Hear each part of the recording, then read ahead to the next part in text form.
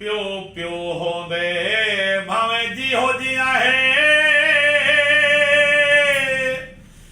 ਮਤਾ ਪਿਓ ਕੋ ਸਖਤ ਅਲਾਵੇ ਤੂੰ ਨਾ ਰਹ ਸੇ भन्नी कौदी दा जे प्यो को रोज रुआवे तू प्यो राजी नहीं रब राजी नहीं ओ लख हज काबे